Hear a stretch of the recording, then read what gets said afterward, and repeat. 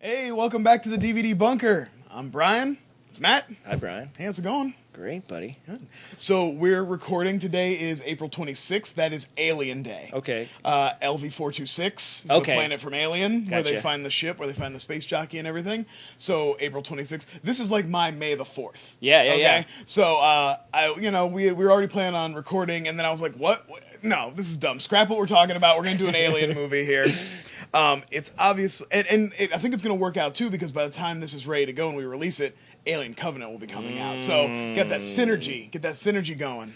That's good. And we're not usually planned out nearly that far in advance. Yeah, well, let's just pretend that we already saw it, and we'll just say how this is so much better of an Alien movie. Oh, man, they really missed the mark on that one. No way. I have to believe that it can be good. I have to. Ridley Scott. I actually am one of those Prometheus apologists. I like Prometheus. I mean, I understand the complaints that people have. Like, they're valid, but I still really enjoy that movie. And I'm of the opinion that Ridley Scott can't make a movie that doesn't look beautiful. On a filmmaking level, it doesn't matter because he puts it all up on screen. Yeah, exactly. So yeah, it's obviously no secret. I'm a big fan of the Alien franchise. Yes, indeed. What people out there might not know that I am equally big a fan of the Predator franchise. Oh yes. Well, they know now after our Relic That's episode. That's true. We talked a lot of Predator.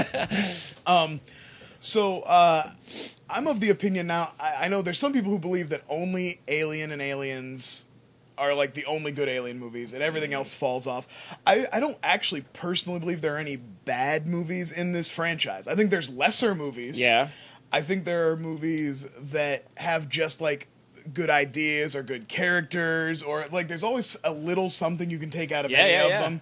But I also feel that there's a couple of them that are criminally underrated. And I think one of those is the one we're going to talk about today, and that is Alien vs. Predator Requiem. Now, this is the second AvP movie, in case you're wondering. Like, we're going to talk about it a little bit here. We can't talk about Requiem without delving into what I feel is on the other end of the Alien spectrum in the first AvP movie. Yeah. That's one that is a lot of good ideas, but misses the mark, unfortunately. Yeah. Real big disappointment for me. I think it suffers a little from the PG-13 rating, trying to get people in that way. Mm-hmm. And also just too focused on the human characters. That's always a big problem with a movie like this. We come to see the monsters, and you're trying to sell me on... The problem in these type of movies, when they build the characters too much, is that most of them are there to be murdered. So you're like, you're wasting my time. Yeah. You're just talking, and I get it. Like, I don't need all this. And then this one goes full Riggs and Murtaugh at the end. Or the first one, not this one. The first one goes full Riggs and Murtaugh at the end with the girl running out of the exploding cave with the Predator. Like, I swear there's a cut where they're holding hands during that last part. I think there's one where the Predator dives out and yells Phoenix also, so it's a little Demolition Man for you. I did want to give 3 pros, though, that came out of the first Alien vs. Predator, just so we don't completely shit on the first one.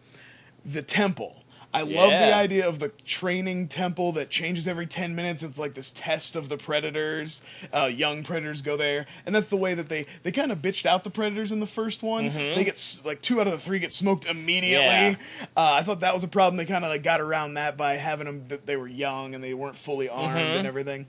But I did like the idea of the temple. Yeah. I did like the Alien vs. Predator fights, too. Yeah. The action in it was good. The stuff that, built up that. And same reason that I like Predator 2, and I give Predator 2 a little bit of credit, a lot of good Predator world building in the first AvP. Not only the temple, but at the very end, when you get to see the chief, and he does the sign of respect, and he scars the girl's face because she saved him, and they work together and everything, and I like that, the way the Predator society works, and getting another little glimpse into that, because you forget this is pre-Predators too, so this is the AvPs are all we had after Predator 2. This was all the lore that we had.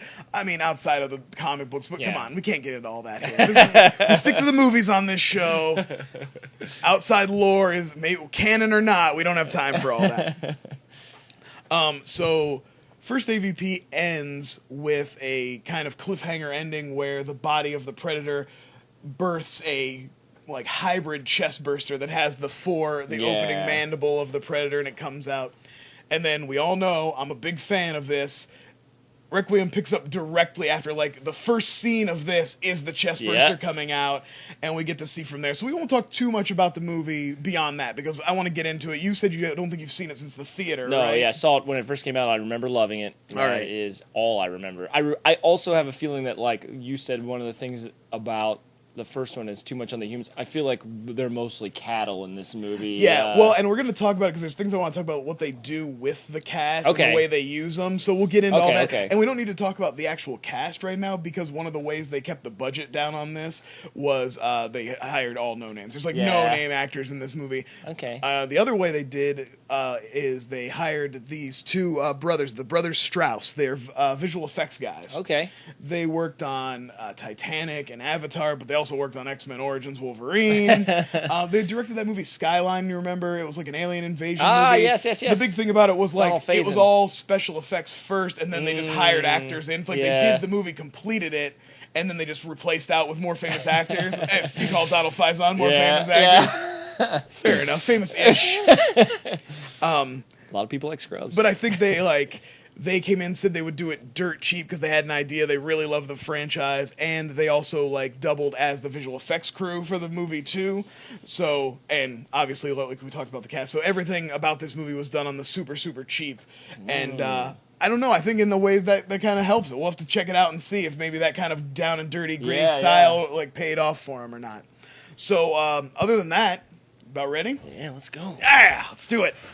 We're back. We watched AvP Requiem, a very topical title, wouldn't you say? I mean, it fits right into the theme of the film. Yeah, I looked it up, and the only thing I can think of is, let's think of this as like a historical storytelling and a remembrance of the greatest predator that ever lived. That's true. Because that's the only thing I think of it. I did think of like maybe like a few better names for this movie: Alien vs Predator, Collateral Damage, AvP War Games, Empty Quiver, Meat Locker, Peacemaker, Redemption, and then of course the timeless Alien vs Predator 2 Electric Boogaloo. Well, yeah, you got to get that. So, I liked Peacemaker. I like that one, right? He's the Peacemaker, absolutely. That was the one I thought, was probably the best. That's pretty good. That's title. Pretty good. I like that.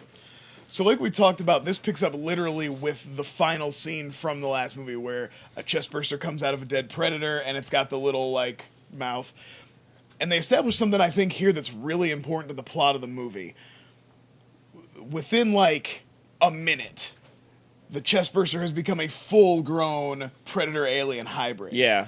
So I don't know if that's something to do with the predator DNA and the hyper-fast growth. Now, the gestation time of how long it takes for a egg to become a chestburster and to come out, and then how long it takes for a chestburster to become an alien, varies throughout the movies. It's one of those things that people always point to as, like, you know, there's a lot of... It's like...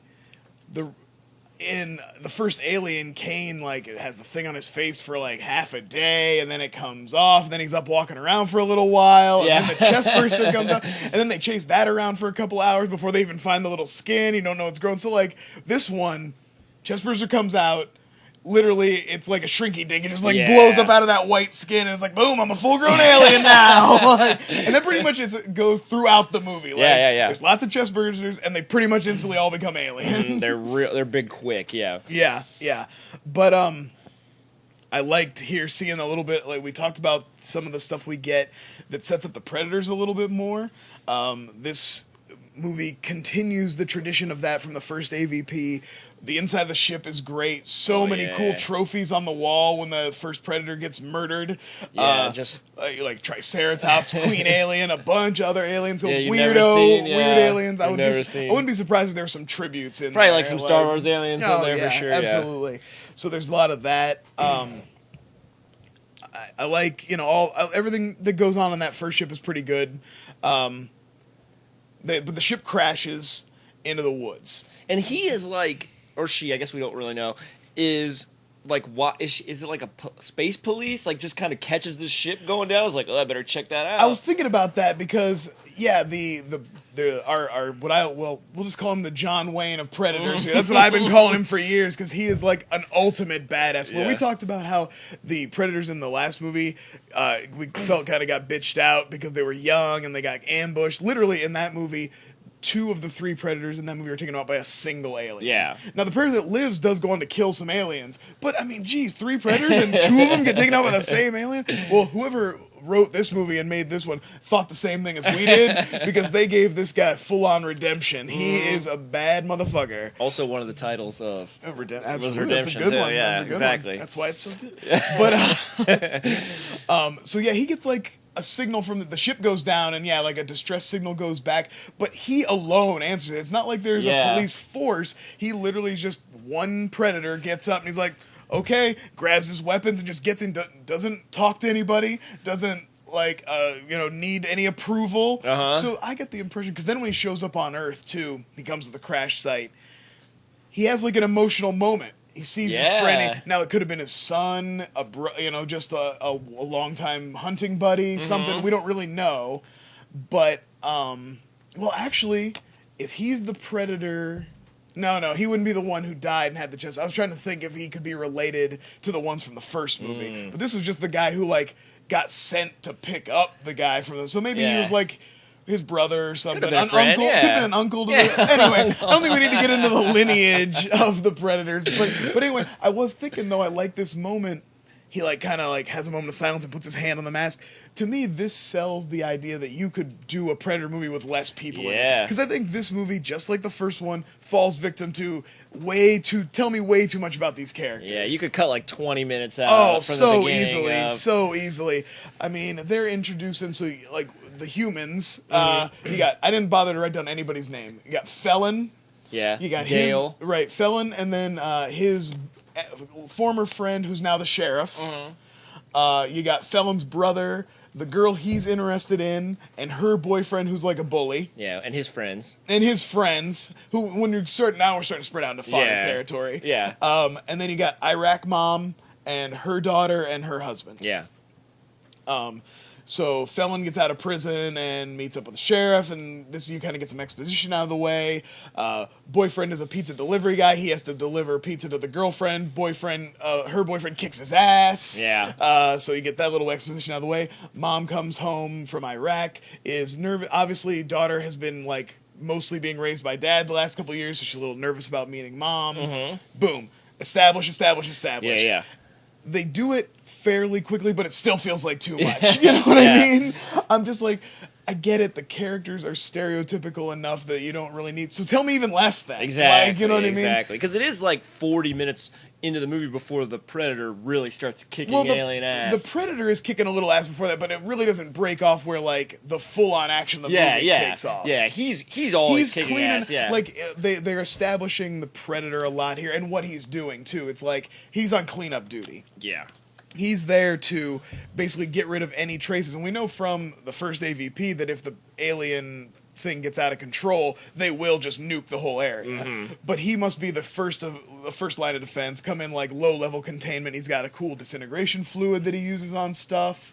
And he blows up the ship, I think. He does. And some of this stuff is new. Now, do we know about the Predator rules? Is it always a rule like they can't attack people that aren't armed? Is that like a rule? They don't usually. Okay. That's kind of established in the first one, and then they definitely get more into it in Predator 2. Okay.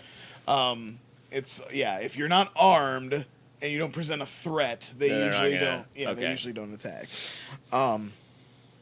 They do set the tone right when the Predator ship crashes with the hunter and his son. If you're wondering what kind of movie this is, it's the kind of movie where a 6-year-old has a chest burster come out of him. Yep, absolutely. There you go. Some face huggers from the crash ship. The Predators had face huggers on the ship. Yeah. That's established. They get out and they kind of get into the sewer. And like we said, these are some quick acting. Even these, which are not the same as the Pred Alien. Anyway, we got some real quick acting aliens here. And this is the first place we start to learn a little bit about this new Predator-Alien hybrid.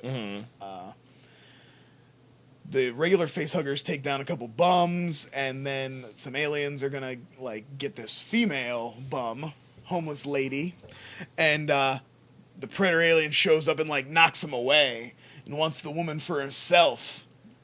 And this becomes kind of like a running thing throughout the movie, and they play it out. But the Predator alien is always attacking women, and we find out that it has to do with the way it procreates. The hybrid is kind of its own queen. Yep. So it latches onto women and puts not just one like a face hugger, but actually 3 chest bursters down in. And you have to. I mean, are we to understand it goes in? Is it because they have a uterus? Is that I'm where he's guessing. putting them? I mean, that's how you get there is from the mouth. Yeah, so I he guess goes down so. into their belly, into their baby parts, Yeah. right? And then that. And he actually, later we find out not only that, he actually prefers his little chest bursters to have a first meal because he seeks out pregnant women at the hospital and does it there too. Yeah. And it's like, so I mean, it's real Wait, grim. are they supposed to go eat the babies then? Is that why he's like eyeballing the babies and then he goes, or does he just know there's going to be women there? There's going to be. I think it's just because there's going to be women there. Okay. He sees them. He actually sees women being taken into the hospital. We see him out in the. I see. I thought you were saying the babies are like the first to No, be no. I I thought maybe the in utero babies that are, if there's some still in there when he puts the the chest bursters down the hatch. That's too bad we didn't get like an inside the uterus belly. I think we get enough bursting bellies in this. But I do like that look into the kind of like cycle of this new species and what's different about it. Now we speculated, why don't the chestburster aliens that come out of that the hybrid produces, why don't they produce more hybrids? Why are they just regular aliens? And I think the answer is clear, because they only had one hybrid predator costume. Yeah, we're reusing assets. We're not going to remake all this stuff. We made one really sweet looking prop, and that hybrid alien costume is incredible. Yeah, it looks so good. And the predator stuff is really good too. And they make frugal use of the aliens. There's a lot of like heads, like practical heads that come in, and then wide shots, and they're using the CGI as sparingly as they can, and it looks pretty good. A lot of dark, a lot of rain. We know the tricks to hide it, but black on black, I think it's. I mean, okay, it's 10 years later than Alien Resurrection, and is it that much better? Maybe it's like 40% better, but that's okay. It's all right. You know what I mean? I think they hide it well, and the practical effects I think are really good. Really, really good stuff. And that's mostly what they use, I'd say. Yeah. So they've kind of, we said they were killing the homeless people. They've kind of set up shop in the sewer. And old John Wayne tracks, we see a couple different visions. He has a special vision. They established a vision to see aliens in AvP, but he has one that's kind of like locked on to the hybrid itself. Yeah. And then he has a tracking thing because like apparently facehuggers just ooze out a little bit of slime wherever they go, so he can like track their little pecker trail through the woods. It's nasty. But he tracks them into the sewer, and I like here we get some more predator tech, some new little gadgets and traps. He's thrown up these little. I wasn't sure if they were going to be proximity mines or something, but they end up being this laser netting, kind of Resident Evil style. It's great. It's so like Thunderdome. And he uses himself as the bait. He like gets into the middle of all these, sets up these nets, and then calls them all out, and then when they try to run away, or when he blasts them with his that's a great one with the through the netting. And this is when it really starts kicking off, where you're like, oh, this guy. Well, yeah, because he's just whipping whole asses. Like I said, this predator's so bad. I like this. He took his buddy's shoulder cannon, so he has 2 shoulder cannons. So he's working with double. They up the ante on that, and he's like he has the one in each hand, and he's about to kill him like simultaneously. The reason he doesn't get this kill is because he's showing off, basically. Yeah, it's true. The predator alien, the hybrid, just pops up and like belts him through a wall, and he ends up losing because he could have killed either of those guys easily. But no, he's like, I'm gonna line this up. It's gonna be so badass. I don't know if a lot of people know this, but like, all that Predator stuff that he sees the HUD, that's a live stream back to the home world. People are watching this. It's like Twitch. That's chat on the side. That's what you see. People going, yeah, fucking 2 at a time, Yeah, and there's at least one person calling him a Jew. Racial slurs. Some slurs just pop. Yeah, you can see it all. Well, yeah, that begs the question, why hasn't the Predator upgraded their software on this HUD? This looks real old. I mean, this is 20 years later. That's another thing I was thinking, a way they use to hide the CGI and get away with it. They use a lot of Predator vision. Like, instead of having to do a really good CGI alien, you can do kind of a green outline of a CGI alien running. It's all done in Predator vision. I want a Predator scene where they talk about upgrading the software, because they're running like DOS. But the thing is, it's like things. an ancient culture too, and you get the impression that this like this type of technology is just always. So maybe it's more akin to like something like Thor, Yeah, I see. where they don't even see it as technology. They don't see that it could advance. It just is what it is. It just exists I gotcha. in that Yeah, way. There you go. All right. I'm just Sounds guessing good. here. I like it. No, Speaking I of get it. technology, though, we do get one more piece. I don't want to. Power glove. He powers up a super punch and punches through the street. Oh yeah, that's It's so awesome. Yeah, he doesn't use that again though, right? That's No, he does. He uses it at least one more time. Okay, super so he does. punch. That I forgot about They that. pay it off at least one more time. But yeah, so that's there's a couple really good pieces of Predator tech in this movie, and I definitely want to shout them out. Oh yeah.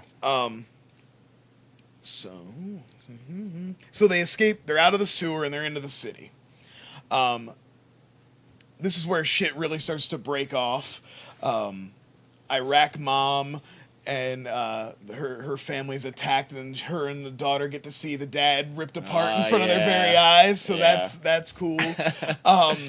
The boyfriend, or not, I'm sorry, the brother, he's with the girl getting sexy at the pool. Boyfriend shows up for a tussle. Asshole bully boyfriend shows up for a tussle.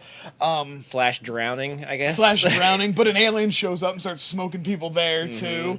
And like his two bully friends, like we talked about, they're fodder. They're the ones who get murdered Yeah, there. they die quick. But the bully, the girlfriend, and the little brother all get out.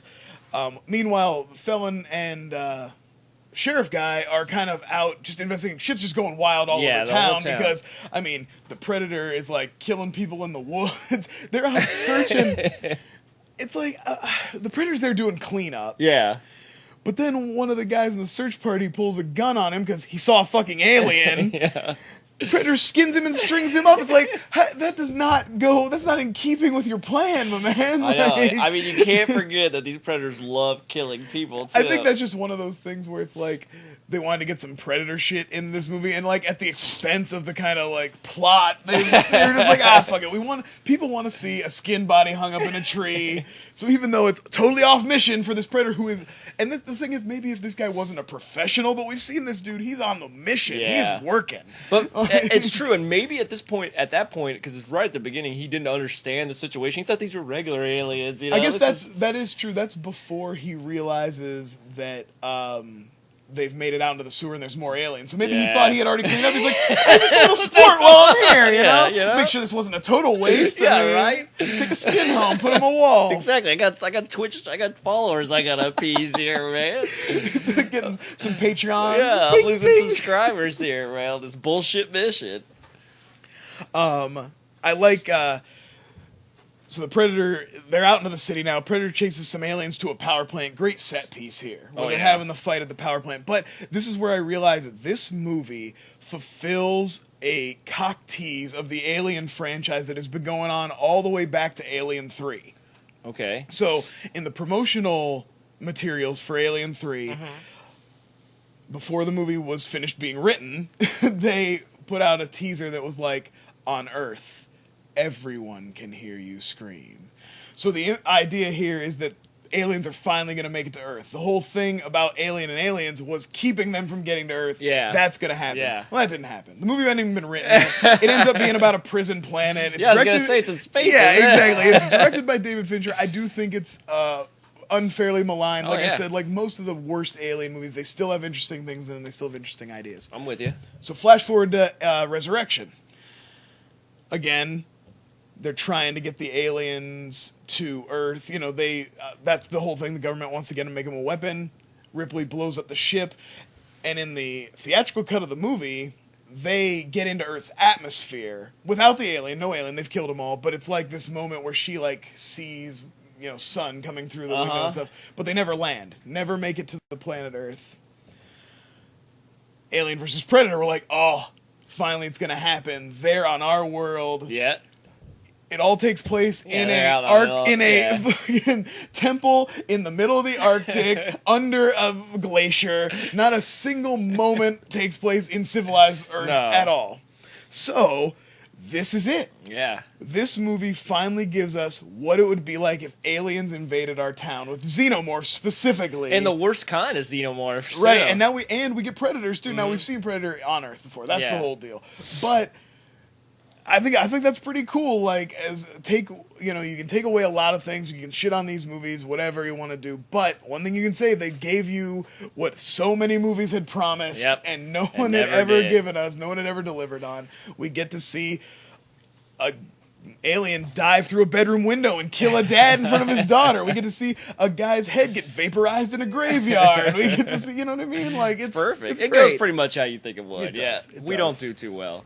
No, hell no.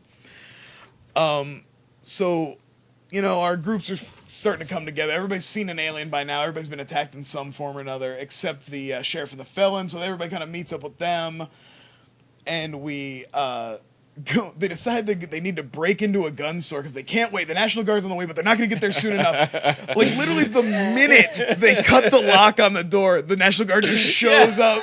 Like, they're all, like, by the time they get into the store and use the radio, the National Guard's like, yeah, we're right down the road. We're here. Guns? We got guns. You need guns? But, of course, then, classically, they get immediately taken out by a horde of aliens. And this is what I was talking about. This feels like that first attack in Aliens. Yeah. You got people on the other side of a radio listening to a lot of noise and a lot of gunfire. You got a lot of quick cuts. People where, a head comes in and so it's, and then, splat against the windshield. And this is a very, very much, this whole scene is an homage to that first gunfight in Aliens. But so then it's back to them alone, but they're in the gun store. Find a couple of stoners just hanging out in the gun store, I guess. Chilling. I think they work there. But why are they there in the middle of the night with all the lights off? Getting high? Yeah. You don't have a better place to get high than your work after close? They have like a cool pipe made out of a gun or something like that. Has to stay at work. But it's like perfect, everybody comes together because the Predator is watching some aliens go into that building just as Iraq Mom is showing up. And it all comes together there. But I love this. Predator comes in. First thing he does is uses one of the humans and sets a trap. Yeah. He whips the guy up into the rafters to try and draw the aliens out. Yeah. And then I like you said, another title for this movie, Collateral Damage. You get in the way of the Predator. You're getting, so he was happy to use that human who actually was like our main lead. It was the felon guy. Yeah. Happy to use him. A couple of the stoners pull guns, but they get their heads vaporized immediately. Also, this is where we lose the bully, which is one of the only times they effectively use the acid. They're very hit and miss with the acid blood in this movie. I would say that is definitely one deterrent. This is maybe the worst offender of all the movies in that. There's a lot of blood getting sprayed around, and none of it really having any effect, except this guy's getting attacked by an alien, and the Predator shoots it, and it just pours on the kid's face. That was pretty great. That's a pretty badass, good face melting there. They kind of freeze on the Predator's face where he appreciates his work. Because I do feel like, as much as he loves killing aliens, he does love killing people that much. I think he is just such an accomplished killer. Like, he just can't help but kill things. Like, even if he was trying to just take out the aliens, he would smoke a couple humans on the way. He just can't help it. It's like he's like a John Rambo where he's not even really sure where he is. He's just fighting something. He thinks it's some old Predator war. So they get out of the gun store. Their numbers thinned a little bit. And this is where Iraq Mom goes full Ellen Ripley. Takes over the APC, even has the over-the-shoulder line where she's like, hold on to something, or whatever she says. So she goes full Ellen.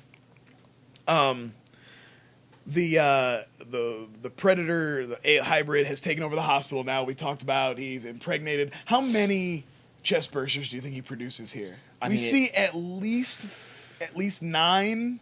Yeah, 3 ladies in a row get it. Right. And you have to assume there's more of those rooms, though. He got one at the waitress at the pizza shop. He got her. Yep. So, I mean, there are just aliens crawling all over this town now. And these are these, like we talked about, these are the super fast-growing ones. I would have loved, that's something they've never done. And now that you have the CGI, I would love to see somebody actually attacked by a chest burster after it's out. We only ever see it come out, disappear, and then come back out as an alien. I would like to see somebody like come upon one mid-transformation and get attacked and have to, and it's still at a manageable size. They have to fight, tussle with it a little bit. If that's in Alien Covenant, I want a little winner. Come on, like give me a little credit in the comments below. Let me know. Was that in there? I bet it was. So the government, they get a hold of the government. And they're like, the whole town, blah blah blah. government guy tells them to go to the center of town and wait for pickup. And dumb sheriff guy's just like, okay, here we go. Now, can we talk about, is this guy the worst lawman in film history? He seems really... First of all, I realize, I don't think he actually sees any action at all. I think he's just always there after the fact. He's at the gun store. He's at the gun store. That's right. He's at the gun store. That's when he finally sees something. But yeah, he does see a lot of. But he's always just walking up on the aftermath of stuff like, oh gee, oh man, and it's like. Even the felon is like telling him what to do. He's like, think we ought to call the National Guard? Think we ought to do something about this? He's like, oh, I don't know. I think we're okay. But yeah, Iraq mom, she smells something fishy. She thinks it's weird. So she's like, there's a helipad at the hospital. They don't know that the hospital's crawling with aliens, obviously. Yeah. But she's like, there's a helipad. That's where we should be going. That's our actual best chance of getting out of here. Going to the center of town where all these things are crawling, that's dumb. So they split up. Sheriff and some townspeople decide to go into the center of town.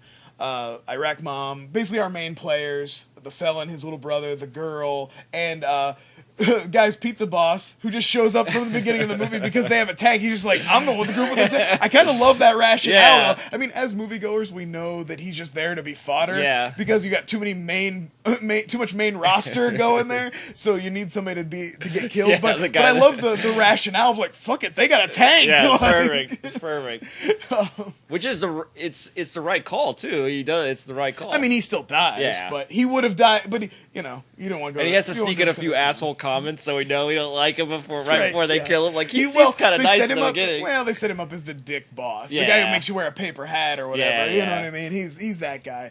But I related to him on the hey, I'm getting in that tank.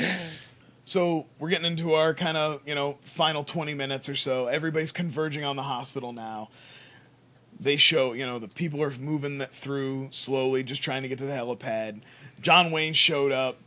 He's just going ape shit. He's killing everything in sight, and I think we have some of the, obviously Pizza Guy gets it first. We saw that coming. But I think we have one of the best surprise friendly fire deaths I've ever seen in a movie ever. Yeah, it's so in great. any movie. Yeah.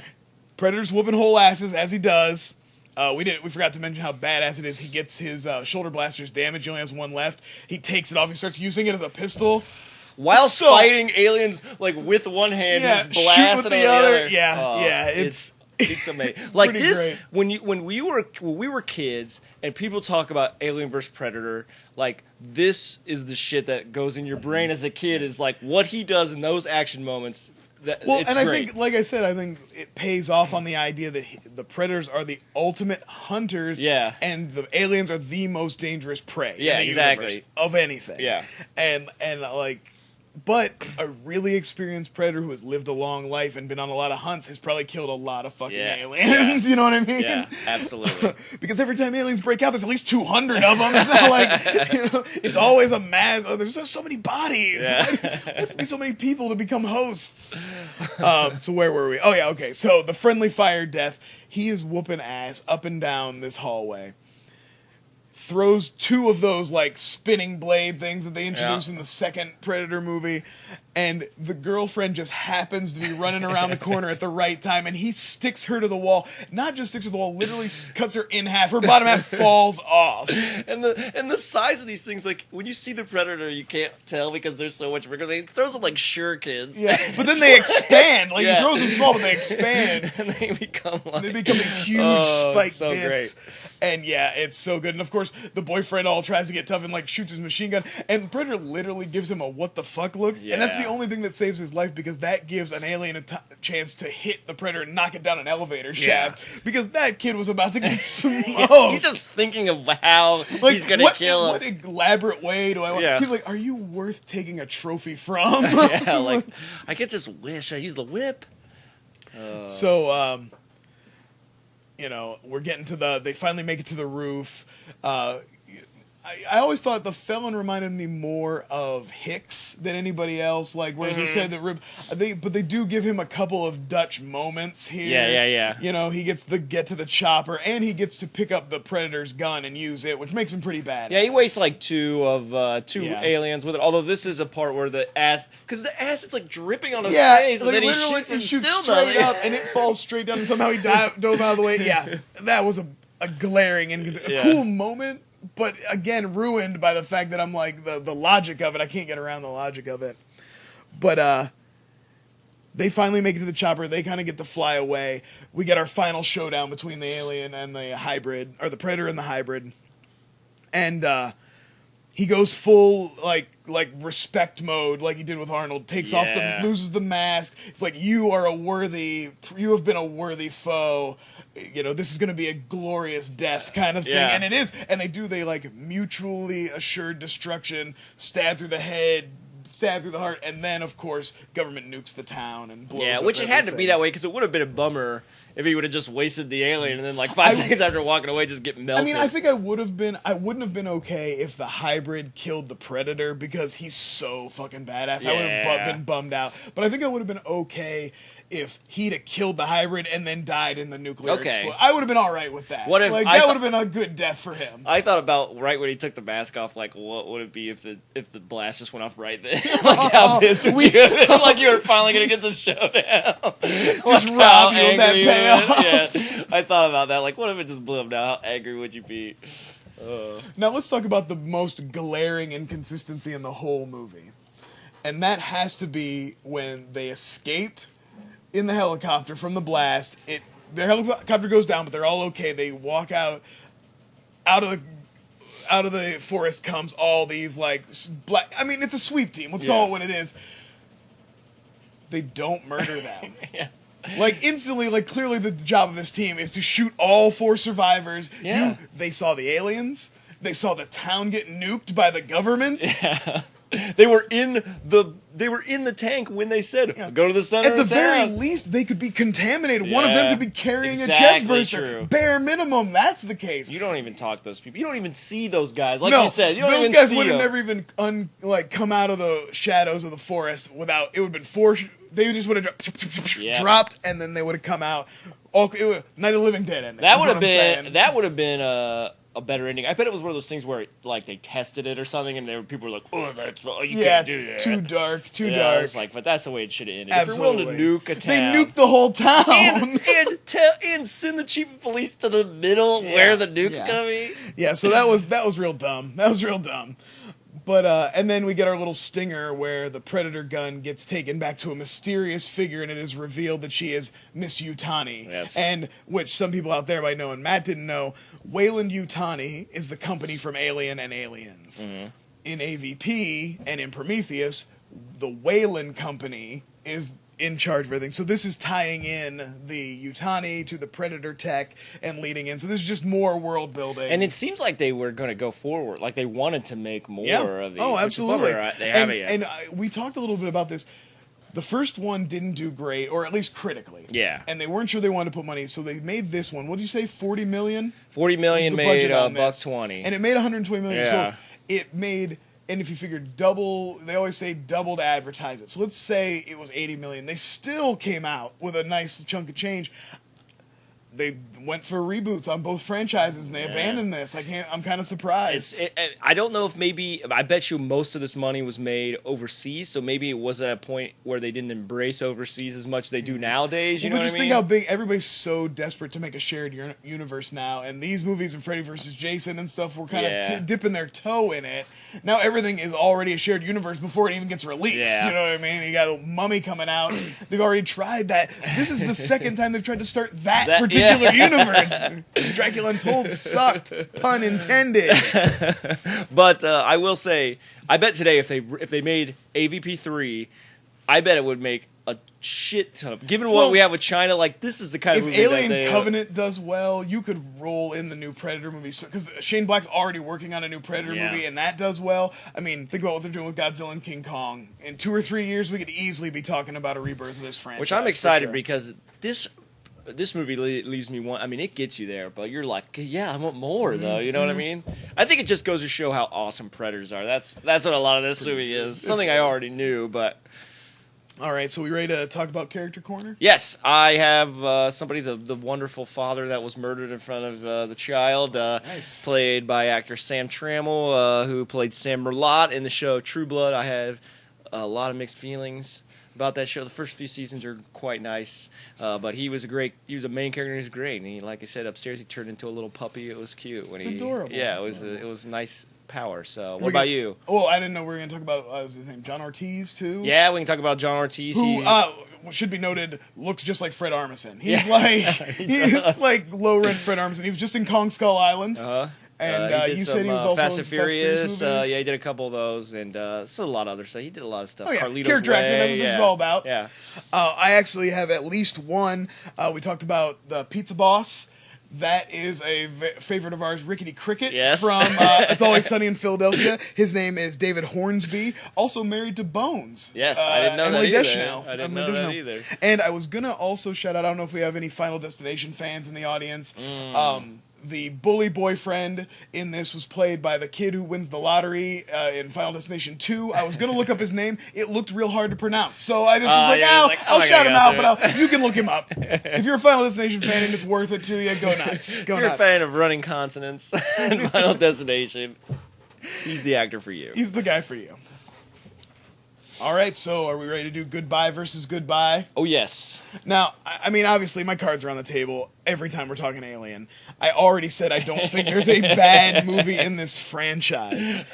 I will say that this movie has some glaring plot holes. And, from not just the stuff we talked about with the acid and the gestation and life cycle of these aliens and predators, but just, it's not perfect. But if you're a fan, I think it's a very great fan film. It's a lot of fun. Like, is it the best in these series? No, not by far. It's not the best written.